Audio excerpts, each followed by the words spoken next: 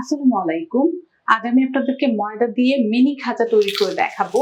আজকের এই cute cute mini খাজাগুলো যদি একবার বাসায় তৈরি করেন তাহলে কিন্তু এটার ফ্যান হয়ে যাবে সবাই।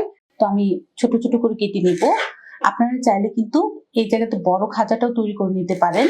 আমি ছোটটা তৈরি করে দেখাচ্ছি। এই যে দেখুন, এরকম ছোট ছোট করে কিন্তু সম্পূর্ণ রোলটা আমি কেটে নিব। ছোট একটা টুকরা নিয়ে তারপর আঙুলটা দিয়ে এভাবে একটু প্রেস করে দিচ্ছি। তারপর বেলনিটা দিয়ে আলতো করে এটাকে বেলে নিচ্ছি। খুবই আলতো করে কিন্তু এটাকে বেলতে হবে, মানে বেশি জোরে জোরে চাপাচাপি করা যাবে না। আর এই যে দেখুন, একটা কিন্তু রেডি করে নিলাম। অনবরত নেড়ে খাজাগুলোকে আমি উল্টিয়ে পাল্টিয়ে কিছুক্ষণ ভেজে নিলাম।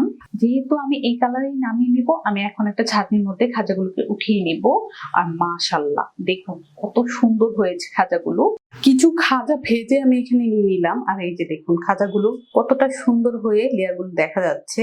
আর এই খাজাগুলো কেউ যদি সংরক্ষণ করতে চান সেক্ষেত্রে কি করবেন, শিরাতে দেওয়ার আগে এভাবে একটা এয়ারটাইট কন্টেনার রেখে কিন্তু সংরক্ষণ করে নিতে পারবেন। শিরাতে দেওয়ার পর কিন্তু এই খাজাগুলো 10 থেকে 15 দিন রাখা যাবে। আর এভাবে কিন্তু 1 মাসের মতো রেখে খাওয়া যাবে।